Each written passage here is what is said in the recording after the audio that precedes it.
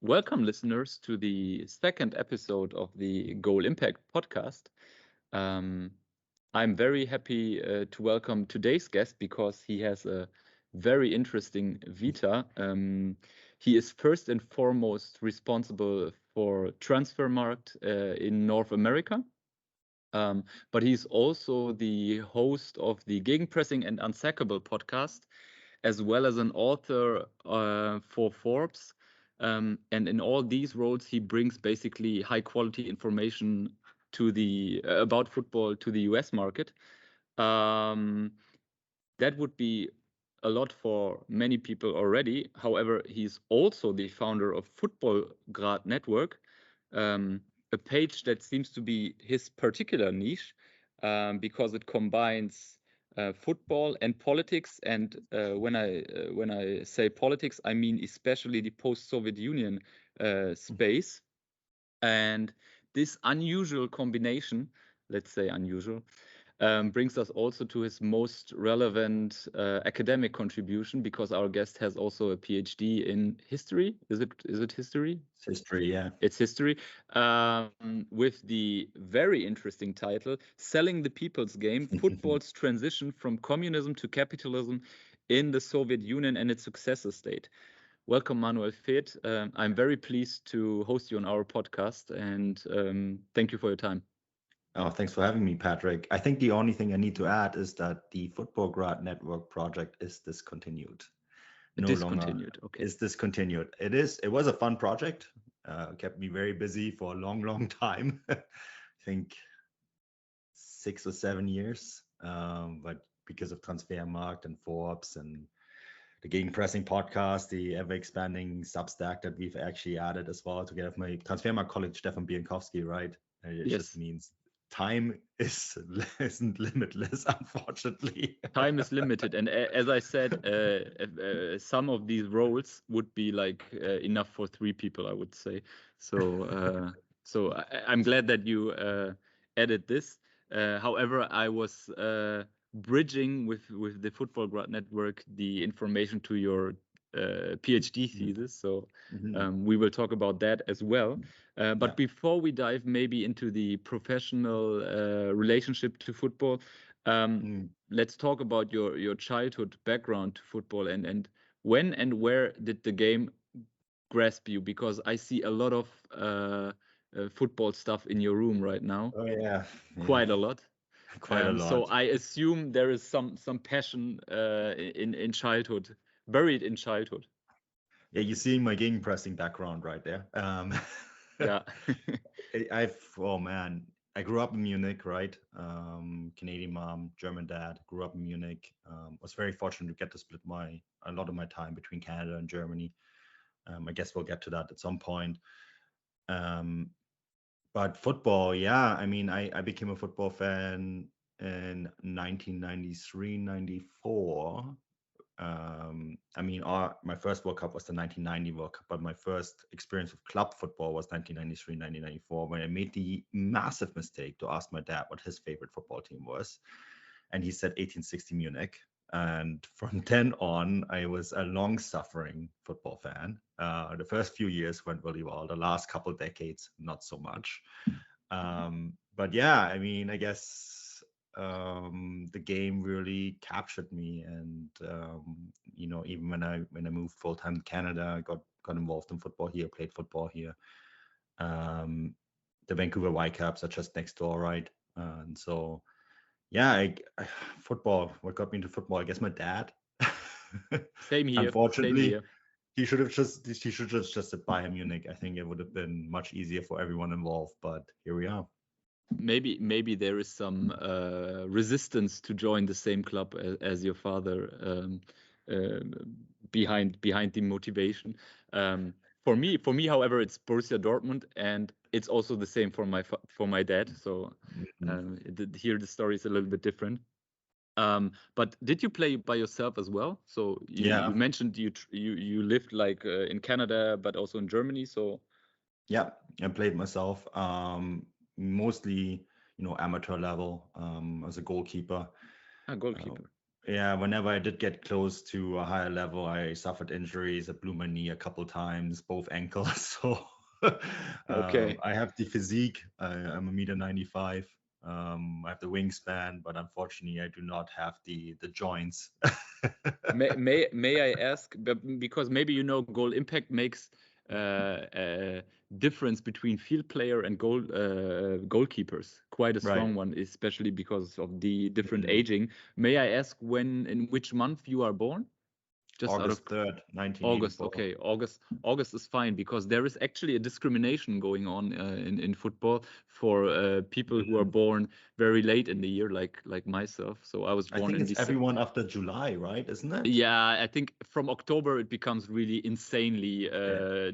discriminatory. So I'm going to release an article soon on that. So you Yeah. might be curious, but for goalkeepers, it's basically also the same effect. Maybe it's even stronger since Height. height is a Yeah. crucial factor. Yeah, yeah, Height and wingspan and like physicality. It's a very physical position, right? yeah. Um, yeah, I can see that, and I mean, I'm aware of the data too. It's actually quite fascinating, right? Because like the later you born in the year, the younger you are in your age group, and that Yep. might not matter when you, or even in your 20s, but when you're 6, 7, 8, 9 years old, Yes. being And the 6 months selection. younger is huge, right? Exactly. And the selection already happens when you're 10, Yeah. 11, 12 or so. So what I've calculated is that the goal impact difference for a 14-year-old to a 16-year-old is over 100 points. That's crazy. That's crazy. So that's a lot. And the only country which seems to actually manage this is Belgium, because Mm. they have a normal distribution for professional players and birth month, while all others suffer this selection bias. Anyway, that was already Yeah. quite deep into, into football. So you played yourself, goalkeeper, you said, but you played in Germany and in Canada, or was Mhm. it like the transition? Oh yeah, No, I played in Germany, and then I did high school here. Played in high school, played for a local team here, and then I also played in the Netherlands when I went to university here as well. So I actually okay. was able to experience. Oh, I played a little bit in England too for my PhD. But that was at a very low level club at some of the worst fields I've ever seen my entire life. Kick and rush, basically. Only thing Well, yeah, possible. Yeah. I played in North London for a club called Ali Pali, Alexander Palace, and some of the fields were literally up the hill or slightly slanted down the hill, and it's not the infrastructure that you're used to in England or North America. I tell you that it's at times very primitive. It seems so. But beside the field, any major differences in the football cultures you would Mm. uh, you noticed? No, the Netherlands was where, and it was also where we trained the most. We had 3 training sessions a week, and then additional goalkeeper sessions separate, which is quite a lot for amateur football, right? And it was striking how demanding it was in terms of even at that level to play out the ball out of the bag. You know, you were always asked to. We never kicked the ball down the field as a goalkeeper. It was always short. It was always short. You know, even at that level. And this was before you were able to play the ball inside the box, right? So the new rule change, I think that came in 2 years ago, Yes. which I actually think would have probably benefited me, to be honest, because I prefer playing the ball short. But yeah, that was where it was the most structured. The Mm. club that I played for, Huizen Middenmeer, had a connection to Ajax as well. So we were actually able to send some players on. Wood Hullet played for the club, just to name one, in Mm. his youth. So this was a really, really good, well-run club with a very good academy too. And that was also the most enjoyable, but also the highest I got. And it's also where I suffered all my injuries. And then basically That was the that, yeah. potential professional career stopped more or less. Yeah, I had a better academic career. That's for sure. Which brings me basically to the to our main topic. So we both are lucky, I would say, to have to combine basically our passion for Yeah. football into professional life. I always say being responsible now for Goalimpact is kind of a gift, and I guess a lot of people who never played maybe professional but had a Yeah. deep love for the game and can now combine this in their professional pursuit, they are quite happy. So maybe you can take us onto that journey. Yeah, no, absolutely. I think anyone who gets to work in professional football is quite lucky. It is the closest for me. I work in content on Transfermarkt, the database. I get to cover the game at a very high level for Forbes in my columns that I write for them, right? I get to be very close to a lot of players and people that make decisions in the game. And I think to be in that position is fortunate, right? Because if you don't make it as a professional player, this is the next best thing. You get to work in the game day in and day out. It's a little bit of a different career. I think we make it look quite easy, but there's a reason why only very few actually manage to get in the end. It's a very demanding job that takes definitely more than the 36 hours a week that most people have, right? Yeah. But I think it's worth every single minute. And yeah, I think it's fantastic. You get to just work in a business that's so dynamic and changing all the time. Yeah. Every morning you wake up, it's not very structured either, which is something that I like. I like operating in chaos because you wake up every morning. Most people know exactly the schedule. I wake up in the morning and I'm like, okay, well, today could be a quiet day, and things go sideways. Or some news breaks, or you have one call with a person that has is a source, and then your entire day just goes upside down, topsy turvy, right? And I like it. I think it's very fun. Yeah, it stops being a job and becomes a vocation, I would say. Yeah, I would say And so too. a vocation implies that you stop thinking about it from 9 to 5, right? And more like 24/7, Yeah. which can be also painful because of course sometimes you have also other responsibilities, right? Children, family, and these kind of things. But I think that is quite I take that rather than doing something I wouldn't like to do. So I see that as a gift, Yeah, definitely. 100%. It's not 9 to 5. No. All right, but you said academic pursuit and football. So and I already mentioned your thesis title. Yeah. So you did your PhD at King's College in London. Yeah. What was the main motivation behind it? I mean, maybe let's start a little bit earlier. Why did you study history? Yeah, I mean, behind this wall of scarves is a huge shelf of history books. Covered. Yeah, covered. It's just something that I always found fascinating. I read a lot. I read pretty much anything I can get my hands on. And a lot of it is history books, always have. And so when I went to high school here, the classes I did best and excelled in were social studies, history, geography, those kind of things, right? So I got into university here in Victoria, the University of Victoria, and quickly decided that I wanted to stay in humanities because I liked writing, I liked discovering things, I liked to discover the stories of the past. Very important terms. Stories. We'll Yeah, come up to that. stories of the past. Yeah. So that's really what it was for me.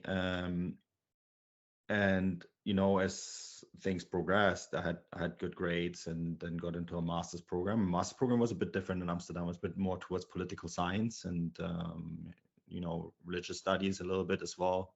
Islamic political science in this post-Soviet space, where I had a fantastic teacher, and that really got me then further hooked on that side of things, the post-Soviet experience, or the transition experience from the Soviet Union to capitalism. I need to intersect here and say also, I wrote for one of my history classes here at the University of Victoria. I had a fantastic professor named Serhii Kalchik.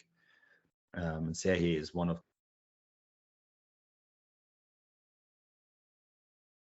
right. And for Serhii, I wrote a paper on the transition of Ukrainian football from communism to capitalism. So after my master's, I wanted to do my PhD because I thought I was actually going to stay in academia. And I applied with a fan culture proposal, Soviet fan culture proposal at King's College, and got in. The problem was when I got in, someone in Germany, Manfred Zeller, who's based out of Hamburg, I think, he wrote the exact same topic. So the problem with humanities is you have to be original, right? And then I said, well, my supervisor, Stephen Lovell, at the time said, well, we have to find something slightly different. And I said to him, like, look, I wrote this bachelor paper on the transition of Ukrainian football from communism to capitalism. Why don't we just expand on that? Yeah. And go deeper and go all the way up to the 2014 World Cup, sort of map to where the Soviet Union was in the football in the entire region, all the way leading up to, Russia finally hosting a major tournament. Yeah. And yeah, that resonated well. It struck gold. And then, of course, lots of things happened in the region. Russia's conflict with Ukraine, right? Yeah. The aggression towards Ukraine, the annexation of Crimea, in the build up to the World Cup, which then led me to write a lot about the region. Not everything could go into the thesis, so I started for the Football Grad Network.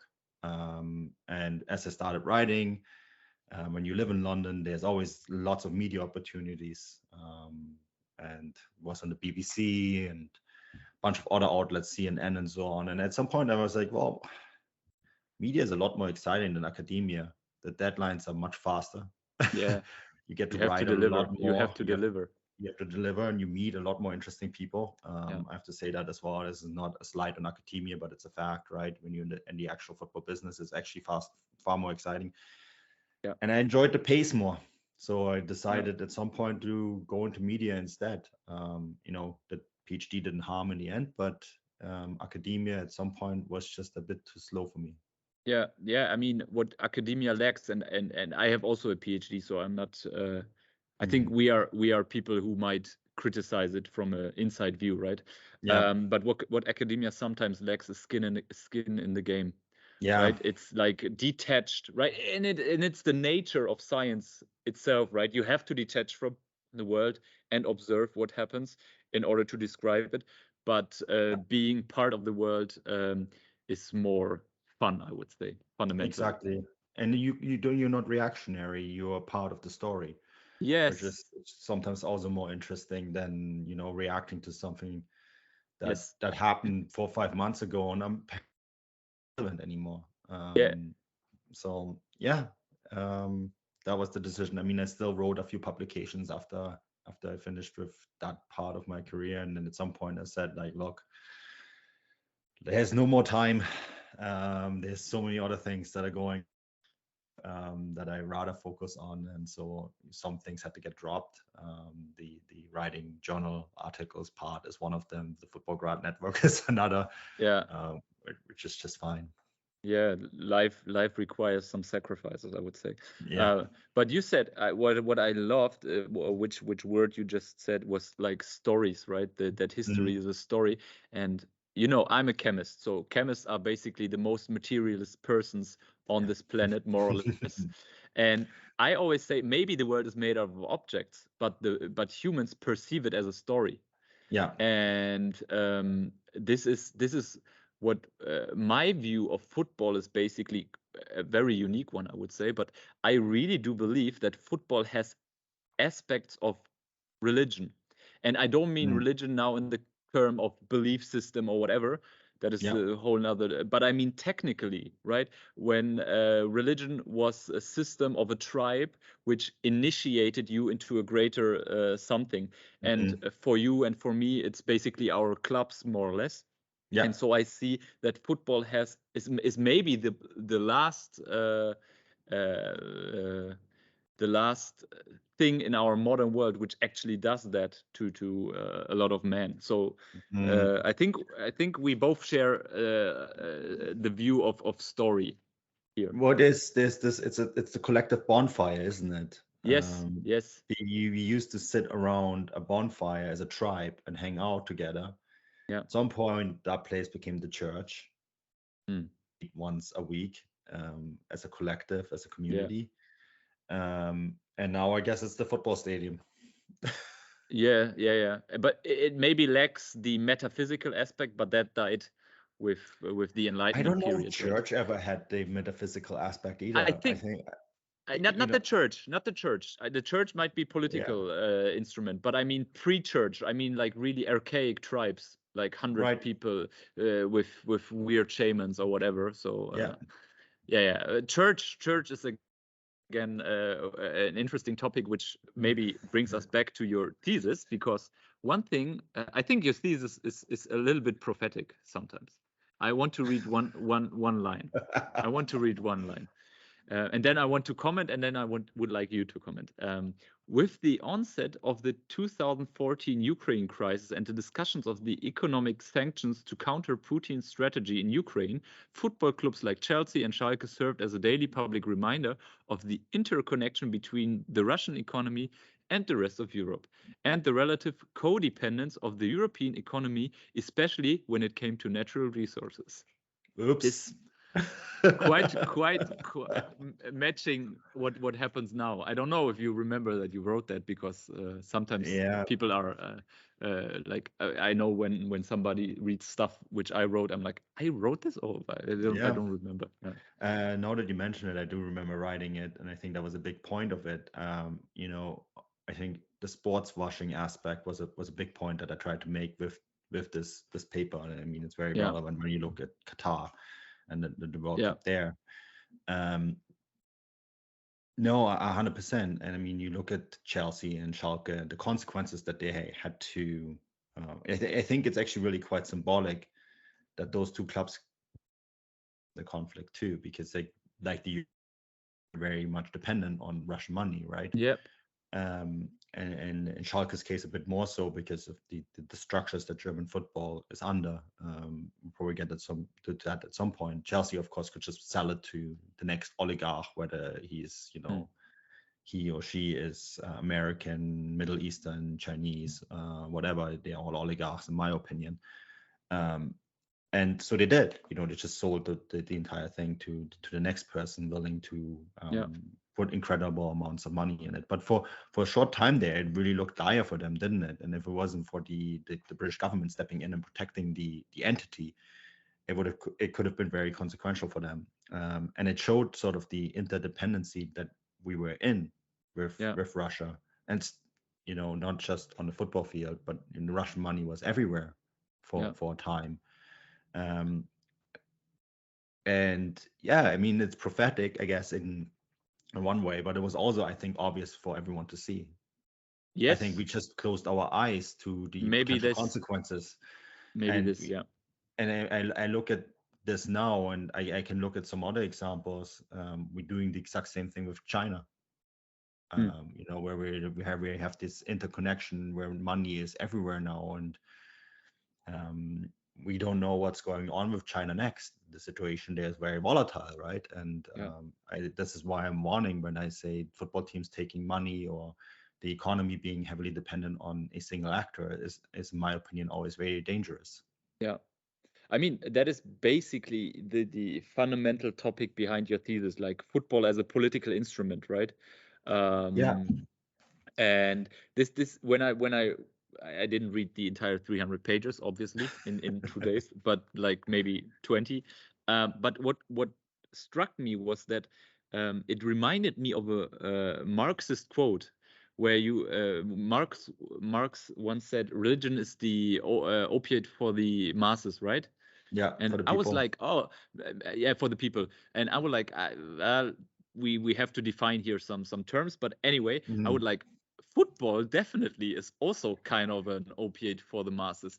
And Yeah. now the idea is, if you control football, right, from with your money, you have a lot of influence, because you basically have yeah, some reach to the minds, and how states organize, and Mm. yeah, you have a lot of influence. Just I think that is indisputable.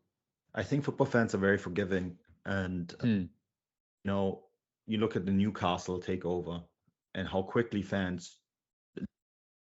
Yes, I know within Newcastle there were a few groups that fought the takeover and were very much against it.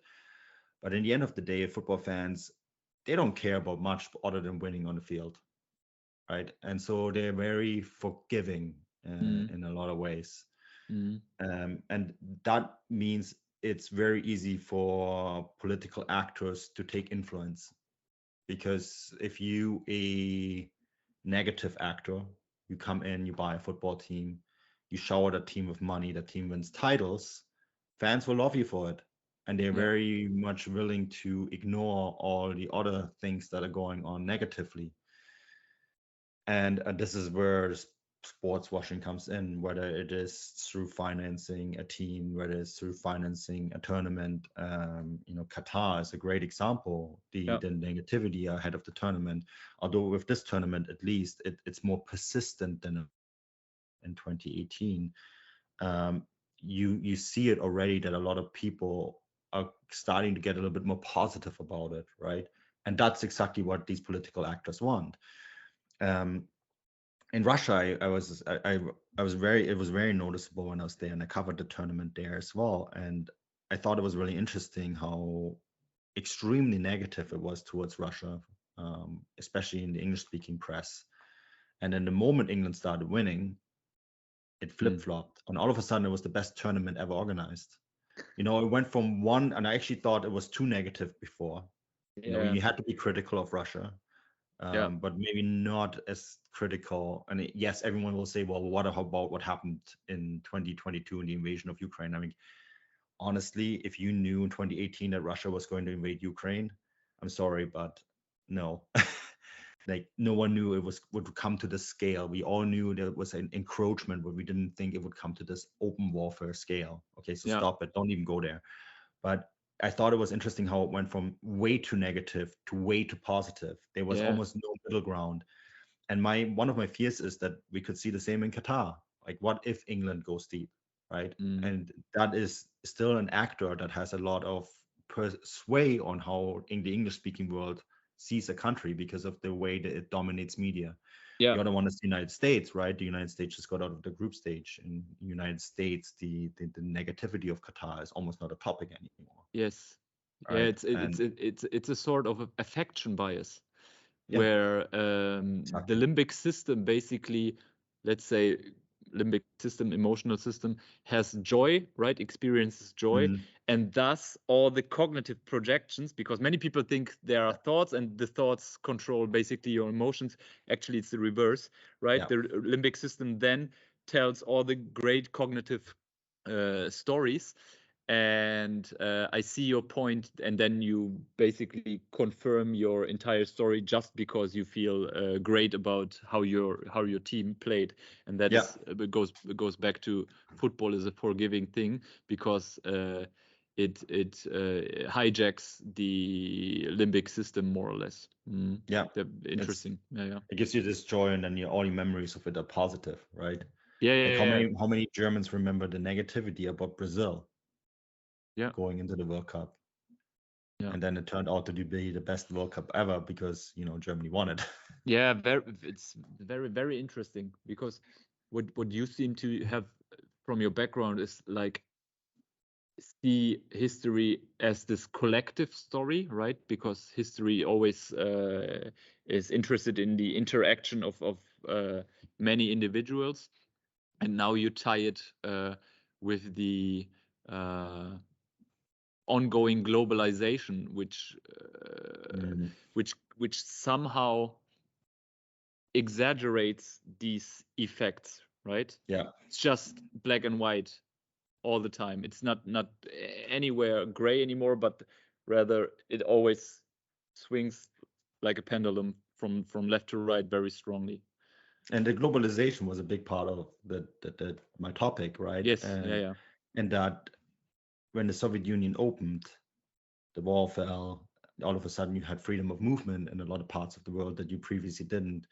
The game changed dramatically because of that, because all of a sudden you had pressure points where needed to have more spots for foreigners. So, certain barriers were torn down, and it dramatically changed the transfer landscape, but it also dramatically changed the way squads were put together. And it's really interesting how that completely coincides with the fall of the Soviet Union, the opening of borders, globalization. All of that is for me the starting point. And I thought that was really interesting. For sure it is. I mean, it's the first time that we become a collective, where we basically have the entire world in a collective cognitive distribution network, right? Yeah, I mean, exactly. that's what globalization is, and the internet, more or less. Yeah. And it's the first time in history. We talked about tribes. 150 people is the Dunbar's number. I don't know if you're familiar with that, which is Yeah. like the measurement of our prefrontal cortex. It correlates quite strongly with the number of people you can interact with. So 150 people to more or less 8 billion. That's yeah, a new situation at least. Very different, yeah. Yeah. But fundamentally, we will not. I think it's hard to foresee how this situation will actually end up. But it's definitely a very dynamic one and complicated one, right? Yeah. Seems to require a lot of negotiation between a lot of different parts of the world.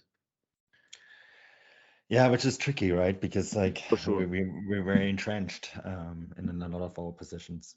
Yeah. Anyway, I would say we shift now a little bit, because that was already quite deep. Let's go a little bit more back to soccer. So you've written your thesis, and then I mean, a couple of years later, I assume you came to Transfermarkt and are now responsible for North America. So how was that transition? And tell us, what is your day-to-day life, even though you said already you don't have a typical day. Well, I do have a time when I get up, but we'll get to At least. that. I was then transitioning into freelance writing. I had my own blog, wrote quite a bit about Russian football, Ukrainian football. At some point, also a lot of German football, which is, of course, because of my background, it seemed at some point more interesting for me. So I was doing a lot of freelance writing, and oh gosh, when was that? Around 2017, I joined a company. I joined Pro Soccer USA, that was owned by what we call Tronc here, which is a big media conglomerate in the United States that also owned the Chicago Tribune, the USA Today. Who else do they own? The Orlando Sentinel. So a bunch of bigger newspapers in the States, and they homepage called Pro Soccer USA, where we wrote about mostly MLS. And my beat is basically you cover one team or one specific topic only. Was the Vancouver Whitecaps for them and North Americans abroad. And at the time, most of the North Americans were playing in Germany. So I started going back to Germany a bunch to cover them playing in the Bundesliga. So that was sort of my transition into a lot more North American football, right? Spending time day in and day out with the Whitecaps, going to all of their games, going to a lot of games as a journalist, covering the games on location. And I think it was around early 2019 when Thomas Lenz from Transfermarkt came and approached me and our operations in North America, and we would like you to run it because of your background. And then it took a few months to sort it all out. German companies move a little bit slower than North American companies. What takes 6 months in Germany is essentially one phone call in North America. But here we are. So at the end of 2019, after 6 months back and forth, we finally found a deal. And then in January 2020, I took over the Transfermarkt North America operations. And 2 months later, COVID happened. which Of which traveling, yeah, disrupted the business model you had in mind first, I a guess. little bit. We actually only really starting what we all had planned. Maybe started about 4 or 5 months ago, because you went from, we're going to go to all these games, we're going to meet all these people, to we're just doing Zoom meetings now. And the first 2 months there was no games at all. I have to say, though, Transfermarkt were fantastic in that we were able to keep everyone on board, which was very rare for media companies. The company that I previously worked for example, Rostock USA, the publishing company, decided to fold the entire project because of COVID. So you see like how volatile it can be. But yeah, so like the first few months then was to deal with this new reality of COVID. And then, around 2022, and Canada was one of those countries where we had a lot of liberties within the country, but our borders were closed, right? So we weren't even allowed to leave the country without PCR tests and etc. It was very rough at times, but now we're actually just starting to go to a level that we want to, which means that not only are we sitting in our office and do Zoom meetings or Microsoft Team meetings as we're doing right now, but actually meet people in person. So my average day is, if I'm at home, I get up at 7, and then I'll just deal with the avalanche of stuff that comes towards me every day, one piece at a time. Yeah. But then there's also aspects like, and people who read on Transfermarkt, they will see a lot of this content now, or some of it has also been on my Substack. But the US tours of the German teams. So I was in St. Louis, where they opened a new stadium. I got the tour of the new training facility there. I was in Austin, where I dealt with both the German teams, but also managed to liaison with the clubs here. And there's a lot of stuff where we talk about clubs so that our database is correct, right? A big part about Transfermarkt is this massive database that is sort of lingering in the background, and that requires often us talking to clubs directly and say, okay, is this information correct? Where can we fix this information? And they come sometimes to us too, okay, can you correct this information? Because they use it as their own database as well. So there's a lot of liaison work that goes on, and it's kind of interesting how it all kind of runs parallel. Like, I manage all the English content for Transfermarkt, and that includes UK as well. But then I also run this gigantic database in the background, and then I also have the final say on a lot of the market values. Market values, of course, are not determined by me; they're determined by a big team. But before they go onto the page, they kind of goes through my hands one more time, and so that's also all of that is kind of happening in the background, and it's the invisible stuff, as I call it, which is actually quite massive. So my day starts at 7, and I do tour cycling or racing. I race bikes. So I do. That's get your mind essentially off. 2 things that are certain. I train once a day on my bike, and I get up at 7, and everything else is I deal with it as it comes. Okay. At least you have 2 constants in your life. I You assume. have to, and I think so. Yeah. the cycling is actually really important, because especially in the summer, I do long rides that are 150, 180 kilometers long, right? Oh, wow. And that time is really important, because that's when you and your bike. Yeah. And that's a lot of where the information digestion happens, or the ideas for new content happens there, because like that's your only time off, really. Yeah. I can relate to this. I think Nietzsche once said, "Don't trust an idea that you didn't have while walking." I assume bikes weren't that present at that time, so I would say he would include them as well.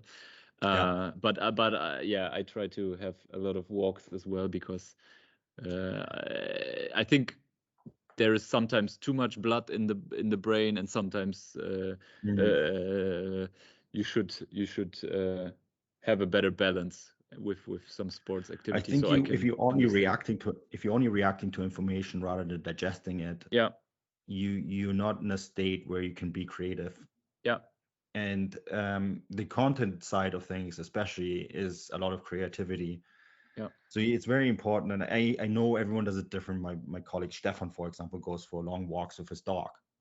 That's his way of dealing yeah, with yeah, it, you know. yeah. Or someone lifts weight. Another thing that I do, I surf. That's Oh wow, another thing that, you know, is really, because you're just you in the water and flow. noise. You can't even talk in with anyone because the Yeah, waves are very loud, right? yeah, But like, I think those things are really important in terms of you having a space where yeah, you're essentially alone with your thoughts. yeah, yeah, yeah. It makes a lot of sense to me. Mm. How many people are there in Transfermarkt in Oh, North America? oh, in North America, it's just me and my assistant Dominic Becker. Okay, Yeah, okay. And but the rest is located in Hamburg still, no, mostly. Dominic is actually also located in Germany. Ah, okay. I'm the only one located over here. We All have right. Stefan in Scotland, and I do the English content with him as well. Yeah. But the 99.9% of the team, I mean, we have people in Argentina, we have someone in Mexico, we have a couple people in Brazil. You know, don't quote me on the exact numbers. I don't have them Yeah. exactly in my head, It's but you I, know, I'm next about week. ish. I'm next week in your headquarters, so I can ask Yeah, you for know, the specific. headquarters are quite empty now. When I started on Transfermarkt, it was very full and buzzing, and I was back there in May for the first time after the pandemic, and I think there was only 5 of us there Yeah, because a last lot of time. people work from home. Yeah, it changed. I mean, that is what COVID brought, right? It Yeah, changed how people work. And I think I 100%. was like, when I was last time at the headquarter, I think there were like 2 or 3 people. Yeah, And only in the Twitch. I don't know if you know the new Twitch yeah, room. So they were recording. Basically, I think that works best there, and you yeah. cannot do You that. need people in one location for that, but it's changed. It's definitely changed. COVID's changed a lot of things. You know, Yeah, I've always done home office, and I like the way I live and work now, and I was one of the first people to do it in Transfermarkt, and then COVID came along, and now everyone does it. yeah, yeah, yeah. But you said a very interesting thing, which I agree completely on. How you handle information becomes extremely relevant in a world which is permanently distracted, right? I mean, Yeah, since the amount of information has increased exponentially in the last 20 years, it's so important to have like spaces and time frames where you are not subject to these distractions in order to really dive into these more creative and more yeah. engaging things. That is that is something everybody could aspire to bring into your life. I mean, that's basically the idea of the Eisenhower matrix. Do you know the Eisenhower matrix? No, Like I don't when think you so. when you separate task as important, non-important, and urgent, non-urgent, urgent, everybody Yeah, does what is urgent and important. Everybody does this. yeah, However, most people lack to spend time in non-urgent, important quadrant, right? And yeah, therefore, sometimes leave the phone somewhere and go on bike or yeah. have a walk, whatever. Yeah. I think it's key. Yeah. Okay, so far to Transfermarkt, but how do you see then the US soccer in general and compare it maybe to the European football? Because initially you said something very interesting about 2 German clubs which visited Mm. you in Austin, so maybe you can elaborate on this a little bit. Yeah, so this latest trip that I did, I opted to not do the World Cup, even though I had credentials for it, and spend time over here instead and work on a bunch of projects. But that gave me the opportunity to go to St. Louis, where the new stadium was open for the 29th MLS team that's going to start playing in this upcoming spring.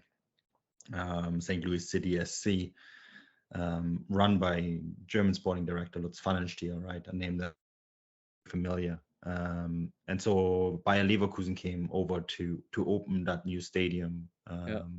mostly because Bayer, the company that owns Leverkusen, when they bought Monsanto, that headquarters is in St. Louis. Okay. So there's a business connection there, and I think that when talking to people as well, the understanding is that there will be a deeper connection between St. Louis City SC and Bayer Leverkusen as well, some sort of cooperation agreement that they're still trying to hammer out. Anyways, it was a really interesting visit because I got a tour of the facility, the new stadium, and then watched the opening match as well. The bunch of content on that. There's still more articles to come. It's just during the World Cup, it's just a lot of attention goes to that. So there's no real point of writing something big on St. Louis City SC at the moment. But it was eye-opening in a lot of ways, and you understand how big the facilities are that are being built here, but this club has gone above and beyond in terms of infrastructure put in place. The stadium is right downtown. The training facility is right next to the stadium, and you're talking about 4 normal fields. We're talking about 2 artificial fields. We're talking about a half field. We're talking about the complex itself. The building has this weight room. It's not even a room. It's huge. It can open. They have this garage door thing that Lutz put in that you can open to the actual field, so they can take the weights out and train on the field with them, right? And it's all like located right in the city center, which is rare. And it's gigantic. They have this Amazon Prime, I think it was, or Netflix, can't remember, Man City documentary about the huge round dressing room. Well, St. Louis have 2 of them, and then which is probably very interesting for you in terms of analytics. The analytics department is this enormous, one big long room with all the computers facing the training field. So when you look out beyond your computer, your players are training right below you, right? It's all very transparent and very open, and for the players, the stadium is always visible. It's right next to it, so the players can see the stadium and the goal that they ultimately want to achieve, right? That was very impressive, and knowing that a lot of complexes like that in MLS look like that, right? Austin was the same thing. And there you had Stuttgart and Köln playing a friendly, trying to grow the Bundesliga name in the US or North America in general. And we'll see more of that coming, I think, in the build-up of the 2026 World Cup. I think for those 2 clubs, it was kind of eye-opening seeing what Austin FC, a team that's only 2 years old, what they have, right? Again, this is like a low complex, but everything was open with glass doors, everything brand new. They have a huge analytics department as well. And again, a lot of training fields, a mini stadium, the sort of stuff that only Bayern Munich, Dortmund, or Leipzig have in Germany. And in MLS, almost every club has it. And I think for the German teams, it was a little bit of an eye opener. Yeah, I guess so. But that is what I always liked about the US is there is this deep yearning for quality. Yeah. I mean, of course, we can talk about the money aspect, right? And it's quite expensive, but quality is a very big part of the, at least from my perspective, of the American culture, right? It's a value really embedded into how people view things and how they appreciate things. And I always like that in the US. So we might see the most luxury, let's call it luxury, World Cup in 4 years. Do you agree with that? Yeah, I do. I mean, some of the stadiums are quite fantastic. I think in terms of stadiums, we don't have to worry too much about the Americans, because I think Germans build really nice stadiums themselves, and to a more economical cost. Americans are not very good when it comes to budgeting. German are Pareto oriented. Yeah, I mean, like, or you look maybe. You look at the Allianz Arena, and that cost you 380 million euros, right? At the Yeah, end, of course, that was a few years ago, so you have to, with inflation and everything, you have to calculate extra costs. But the SoFi Stadium, same size, same technology standard in downtown LA, was I think 3.8 billion. yeah, Like 10 times construction so. costs are Yeah, very crazy. uneconomical in the US. But I guess if you have oligarchs who don't care about the costs, then it doesn't matter, because Yeah, if they are spending it. I guess the problem becomes when it becomes public money, which in some times is the case in the United States, where cities will fork out money in order for stadiums to be built, to keep teams in a location, because you have to remember this is a franchise system. A team can be moved.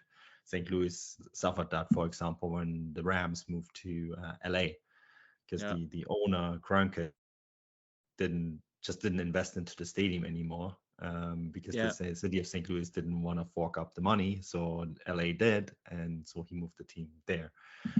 I mean, this is just I think an aspect that you have to keep in mind. But the stadiums and the facilities are going to be world class.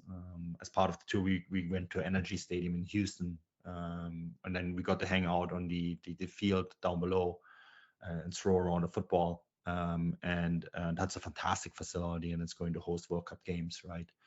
And that is actually one of the things that I want to do ahead of the World Cup in 4 years, because it's going to be a big one for the growth of football on this continent, but it's also going to be a big one in terms of what we want to achieve with Transfermarkt, right?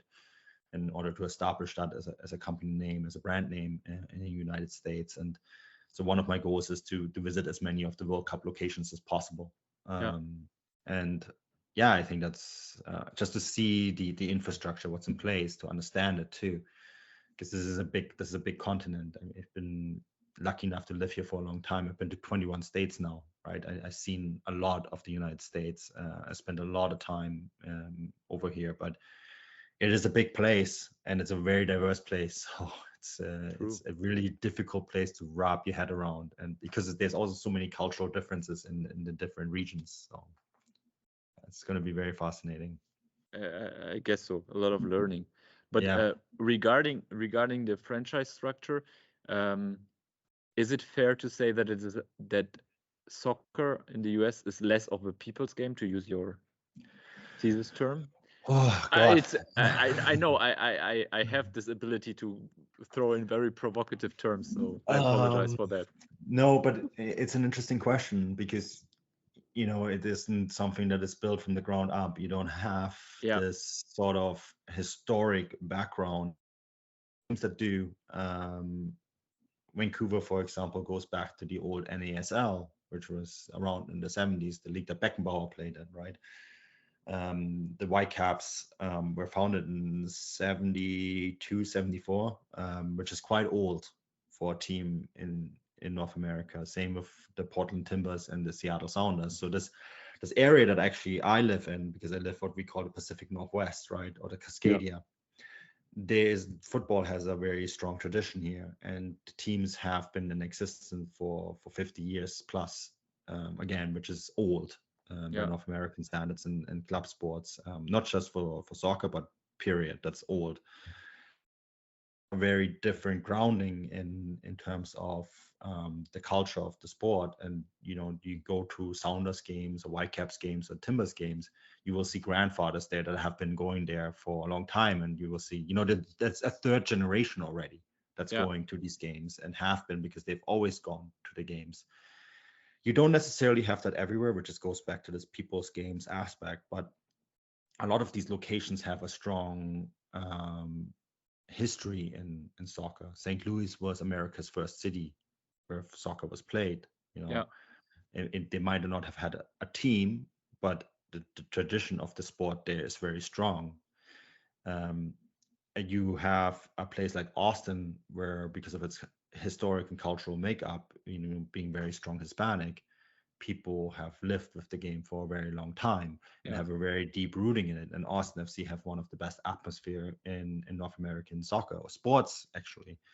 You see the same in LA with LAFC. When I was at the final there, and LAFC hosted and won the final, right? yeah, The stadium atmosphere is incredible. again, it's very Hispanic, and these people have a very, this might be they might not have supported their club into many generations, but they have been part of the sport for many generations. So Yeah. I do think it is still a people's game. And I think what is just happening is that MLS is kind of hijacking it because Yeah. they need to. Yeah. They need to hijack this idea of it being a people's game, because otherwise people aren't going to watch it. And unlike the other sports, MLS doesn't have that big TV deal that Yeah. makes it possible for them to survive without spectators, right? And a lot of the other North America, you look at baseball's attendance is abysmal. It's, I think, 16, 17,000 a game. Yeah. But because they have a huge TV deal, it's kind of secondary. MLS is not at that point yet. MLS is very dependent on luxury boxes being sold, the fans being in the stadium, the selling of an experience on match day is a bigger selling point and for more financially important selling point for them. So to answer your question, is it still a people's game because someone hijacks it? I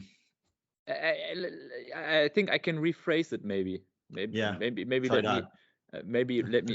It wasn't a suggestive question, so I am glad that you answered that detailed. But maybe it can spark, or football has this spark inside that it can become a people's game. Otherwise, it cannot work, right? So maybe it's hijacked, as you say, but Yeah. still it calls upon this spark. And maybe now this is an interesting idea. I don't know if it's actually ever tested or could be tested, which is the randomness in football is extremely high, right? You have a lot of you have not many goals, and this is the main reason why randomness is such a large factor. And maybe in our ever more data-driven world and atomized world where people feel detached from the global politics, this randomness is what draws you to the game, because you still see that this is the beauty that you cannot control something like that, and it might be the most extreme randomness compared to all other games. And I think that it's also what Canadians less so, because we have hockey that has the exact same thing. But I think in the US that is a big factor.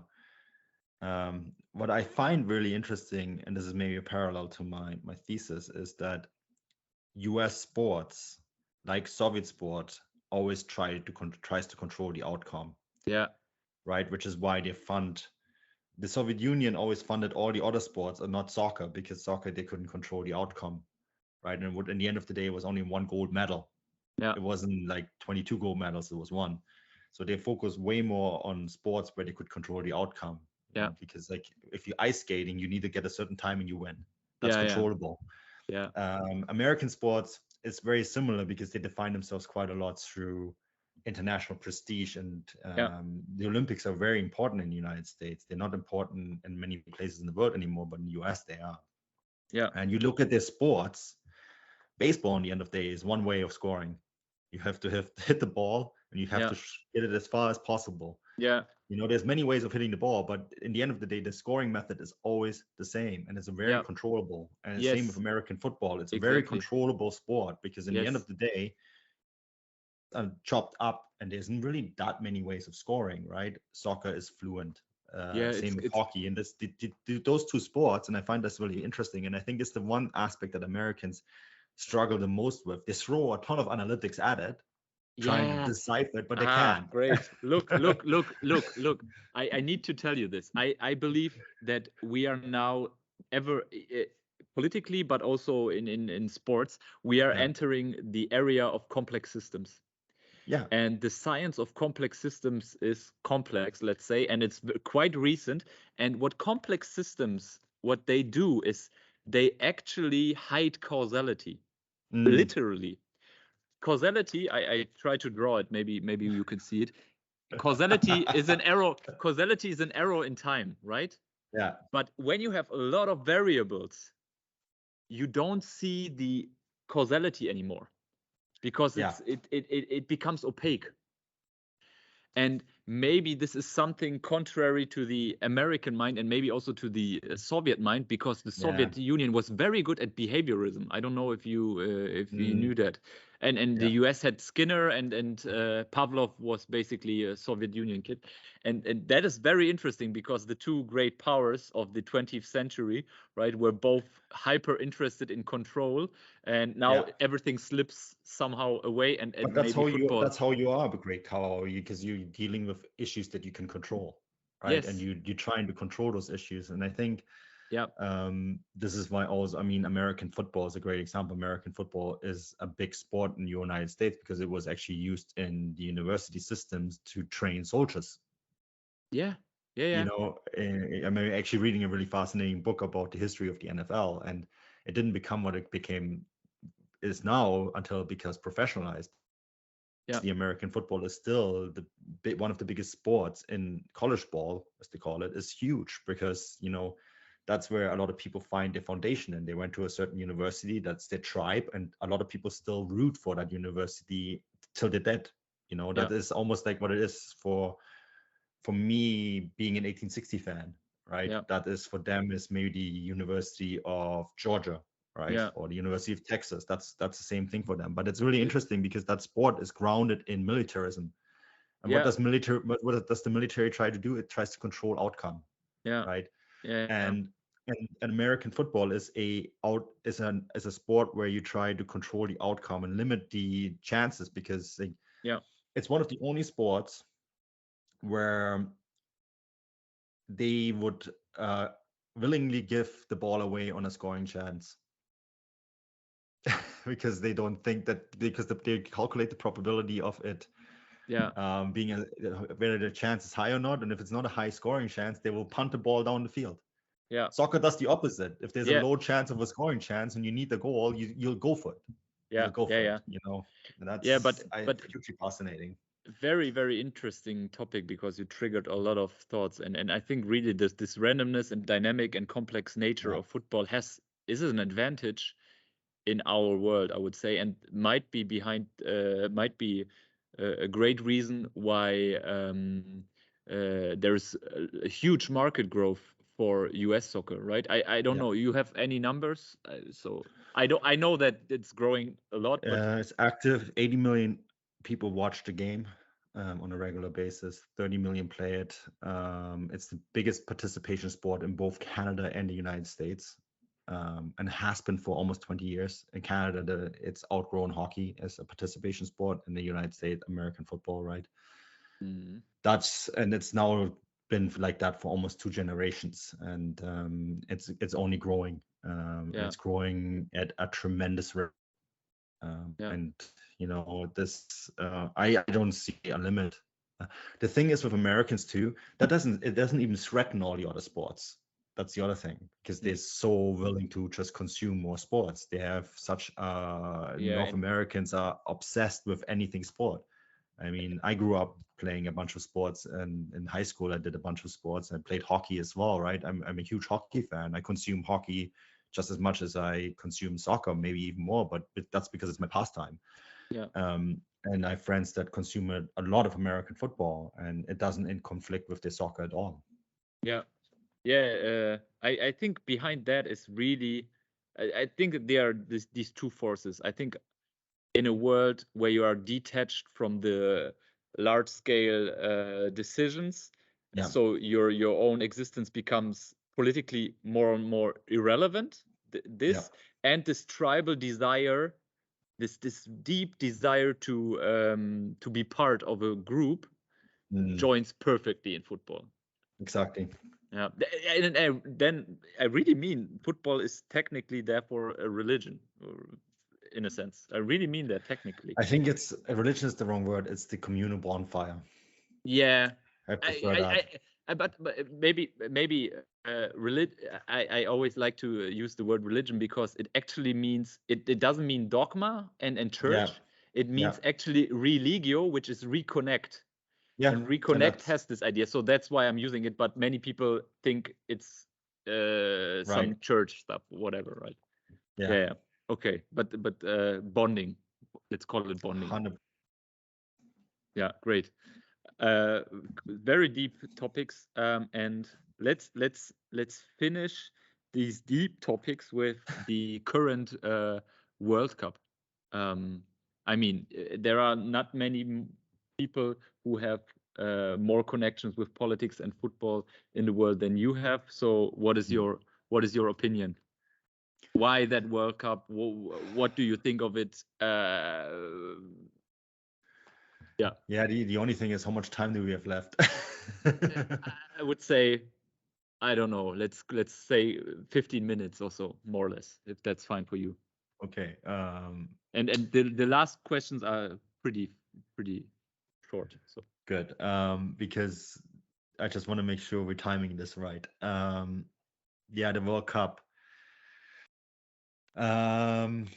I've been definitely battling with this tournament in particular. I went to Russia, as I said in the beginning of the show, right? And I felt not comfortable going to this one for many personal reasons. At the end of the day, my work means that I have to watch a bunch of the games. I haven't in the past. I used to watch every game. I haven't with this one. I just watched yesterday the US game. Yeah. And the 2 German games. So I think that's quite okay. Yeah, I've limited it as well. I have watched a few more. I watched the Canada games, obviously, as well, and then like all the games that if once I've been up, I didn't set. The only time I set an alarm for was the Germany game at 5 a.m. My time. The other ones makes sense. We have a team in Germany because we need to post social media content for it, and yeah, it's easier to post it when you actually have the game on TV because then you know when it ends. But I thought the quality has been kind of poor at this tournament. I thought too that a lot of the stadiums were somehow they're now fuller than they were in the beginning, maybe because more tickets were available, but the atmosphere was kind of subdued as well. What really struck me though is it seems like the teams leaving up a lot of things to chance. The pace is a lot slower than it was in previous tournaments, and I think that is due to the lack of preparation time. You know, we went straight from playing games 5-6 days straight to camp, another 3-4 days games. Yeah, and I think that's really hurt the quality. It makes it probably also harder to predict how it will end. Although we from Goalimpact do. Yeah, you're still saying Germany, but we have to hope for a good result tomorrow. Otherwise, yeah, I bet even on that because I want to put my money where my mouth is. So fair enough. I don't bet on soccer because of my job, but I think that if this Germany team goes out of the group, the longer this tournament goes for Germany, I think the better, because it gives Flick the time to work on mechanisms. Yeah. And then I think that's what always has been Germany's strength. But unfortunately for him, that is also true for the teams. yeah, true. But I mean, it's going to be interesting to see what's going to happen in the knockout stage. Whether we going to see teams improve because they have been spending more time together. You know, I feel like every day that you survive at this tournament is a benefit in terms of the quality that you can put onto the field. Yeah. So yeah, but yeah, that's sort of my takeaways from the tournament. The atmosphere has been okay. The stadiums are obviously not all sold out, no matter how much they're telling us. And the quality on the field has probably been one of the worst I've seen in recent tournaments. But the US was quite surprisingly good, I would say. No, I mean, they should have beaten Wales. They should have probably gotten, like, the England game was good, but I don't rate England that highly. We neither. Yeah, for obvious reasons. I just don't think the quality is quite there. The US has some difference makers, I think, that really help them. You actually want to go through what is your favorite player? I have the entire list from the US. My favorite player is Brenden Aaronson. Who came in yesterday, right? Yeah, Brenden Aaronson and Tyler Adams are probably the two players that I rate. Tyler Adams has a goal impact. Do you want to guess, or should I just say it? Tell me. 147 peak goal impact. Sorry. The highest number is 180, right? The highest. What do you mean highest? From US or general? That you can get in general. No, I think you can go till whatever, but the Yeah, highest players, Müller, Busquets, are around 200. 200. Okay. So 100. Tyler Adams is 147, and where is Brendan Aronson? He has 136. What about Um, Pulisic? Pulisic has 170. 170. So that's quite good. That's really good. Yeah, 170 is like almost top 100 players, something Yeah. like that. However, you always, if somebody's 21, right, it means that the Mhm. peak is actually has a range. It can be like plus minus 20 still, right? Yeah. So it's just the average development which we calculate in. But I said in the interview with Elf Freunde that the US can be actually quite good in 4 years. So Yeah, no, I have no doubt about that because there's a lot more players coming, y- right, through the yeah, system as well. and also you have a very young team, and the peak goal impact. So when we talk about the goal impact, Mm, the peak is at 26, 27. yeah. I wouldn't be surprised if they were among the teams that could win it, Yeah, and you have home advantage, and home right? advantage is It's large, huge. is Yeah. huge. Yeah. So I really do believe that the US could be quite strong, because when I look at your list, you have a very balanced squad, and in 4 years it could be interesting. Yeah. Coach is a So big factor. Um, yeah, and yeah, that is. I mean, that is the blind spot of goal impact in right. one sense. We can answer what is a good player, but what is a good team is more complicated. And I think time in the tournament is a very important factor. And why? Because I think fundamentally a good team is a good story. So why do you have the Germans so high? Because they have absolutely amazing players. Like almost Mm, they have just the best players. But the question is, do these players interact well, right? And for that you yeah. need a great coach and time. And also the And problem is that you have to put these players in the right positions. I think that that Germany has a lot yes. of high impact players, but they're all bundled in one area. No, I think it just what lacks is left and right Right back. back. Yeah, because Unfortunately, you Lahm. need those. Yeah, but I think Kira is actually quite strong, but to my opinion, he is actually more of a central back than Yeah. a right back. And Raum is quite low, but and he has at least a pattern of style, let's say, which is necessary for the German team, because then you can play 3 relatively defensive players, and Raum is the one like running Yeah. as mad. So it could work, right? And that is Flick's task, but time is so relevant. Yeah, then that's the thing, and you don't have much time in a tournament. Yeah, but the Spanish the game against the Spanish team was really good, really good. So Yeah, I thought so too. I think they should have probably won it in the end, but yeah, um, here we are. We'll need a big win against Costa Rica, and then we'll see really whether big. your model is actually going to work out in the long Yeah, term. or I get shitstorm. But anyway, I can survive that, I hope. But so we talked about quality now from the Yeah. World Cup. I agree on that. Politics. Any comment? You hear the big sigh. Mm. Oxygenizing your brain. Yeah, I am because I don't want to be swinging the big moral sword here. Yeah, It's which not my position. I uh, think uh, that uh, yeah. we all know how Qatar got the World Cup. We all know how sports washing worked. We talked about this in the beginning of the show. Um, we are all aware what the ultimate goal is here, right? In terms of hosting this tournament. And I think I see from people in power that have gone to the tournament that it is working. They're getting influenced positively. Yeah. And it's almost irrelevant how the people in Germany, they're saying, oh, we're going to boycott this tournament. Cool, do that, sure. I don't watch every game either, but at the end of the day, I think that matters very little if decision makers are still swayed. Mm. And I think they're being swayed. And you're getting yourself into a situation where you are the sport becomes dependent on that money. The politics we're becoming more dependent on because this is a resource state. I read today, I think it was Süddeutscher Spiegel in the morning, where one of the leaders of Qatar told basically that Germans need to be careful because we bought a lot of gas from Qatar. So I think in a lot of ways, this tournament is doing exactly what it's supposed to do politically for Qatar. Not because people are angry, they are, but because the decision makers are all being swayed. Yeah. So basically, very close to your thesis, right? Same old story, political And instrument. we'll have more clubs owned soon by people in the Middle East. Liverpool are for sale.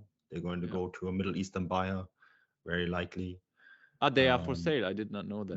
Liverpool are for sale. Man United are for sale. And at the end of the day, not many people have that sort of money. And I don't know how many American billionaires are left over to buy English teams. And in fact, I'm actually think it's a telling sign that a lot of American business owners are cashing in and getting out of the Premier League, because I think that bubble is on the verge of bursting. Yeah. And they're seeing Fenway Sports is actually really interesting, because Fenway Sport recently bought a team in Pittsburgh, the Pittsburgh Penguins. Yeah. So they're reinvesting their money into the North American market, which is probably more stable than the UK. Yeah. So they're getting out, not because the Premier League is not a good product, but because the Premier League is in the United Kingdom, which is a volatile market. Yeah. Right. And so you're not left with many people that could invest that sort of money. And so you're looking at the Middle East. Right. And so that the World Cup will help with that. Yeah. I think quite an analysis. Yeah. Who will win? Who will win? Who?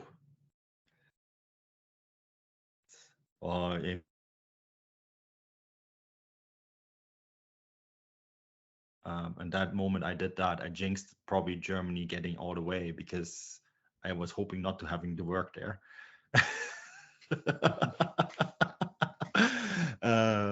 Who will win? I think from what I've seen, I think with France will probably win the tournament. Even the game today. Even though the game wasn't the first. Who cares? They didn't really care. And with a little luck, they scored an equalizer there. But I think Deschamps rotated the entire squad. Yeah. For this match. Smart. He won the group. Why wouldn't he? Right. Yeah. So a third game is totally irrelevant for them. So I think he did the same. I think he did the same in 2018 as well, if I remember correctly, in the last group stage match. Could be. I don't remember. Yeah. So France is still, for me, the team that's the one that loses it. They obviously got rid of the jinx, the group stage exit jinx that has to fall in the team that has previously won the World Cup. And I think you guys rate them really highly as well. Yeah, I think second highest rated team. Yeah. I think that they're more balanced than Germany. Could be, yeah. So I have them slightly ahead. Brazil, I have Brazil high too. The issue I have with Brazil is that they lack, like Germany in some respects, the overall squad balance. It's like, okay, how many attackers can you field for every game, and when are you going to get found out? Yeah, I can go quickly to the Brazil. I think you have an 8th or 9th. Yeah, we are. I mean, bookies have them on first, and we are like, no, not at all. So I personally think that's too. I think it's too high. But the reason for that is because they use these ELO ratings, FIFA ratings, which is, in my opinion, not a very good basis for rating a team, because Brazil, the team of Brazil doesn't play against European teams all the time, right? So you saw with Argentina what that means, right? Yes, exactly, because Argentina was secondly rated by the bookies, and we were like, no, not at all. And we were confirmed, but we also had Denmark good, so and this went badly for us. I'm quickly looking for Brazil. There it is. Yeah, Brazil is, I think it's 8th. Yeah, 8. But I'm looking for the squad depth. Yeah, I mean, in the attack they have Jesus and Neymar, which is quite good, but behind that, it's not really good. Really not good. Midfield is Casemiro, Fabinho. The rest is also more or less okayish. And in defense, they are actually weak they only have Marquinhos at world class, I would say. Mhm. Okay, and the rest is And Neymar might be out for the rest of the tournament. yes. So there you go. Yeah. Okay, you go with France. I mean, I still have to go with Germany. Yeah, I mean, I get these things wrong all the time. I'd rather have Germany win it, of course, but I'm not going to. The moment I say Germany, I'll jinx it, and I don't want that. Yeah, no. So leave me the German betting on the German team. Yeah. Manuel, it was a great pleasure to talk to you. I think we had a lot of fun. We had quite deep discussions, which we will probably have also when we meet in person next year, maybe. Hopefully soon, yeah. We did not talk really about Goalimpact, but that is no big issue. We will see if we can bring Goalimpact to the MLS, which would be fun. And 100%. I might go into some of your thesis topics a little bit deeper because it was very interesting. So thanks for your time, and let's hope for a win for Germany tomorrow, and enjoy the World Cup, and have a great Christmas, by the way. Oh It's yeah, and not Happy New that Year. far. Yeah, and Happy New Year and as well. Christmas. Yeah. Yeah. Perfect. Awesome. Thank you very much. Thanks for having me.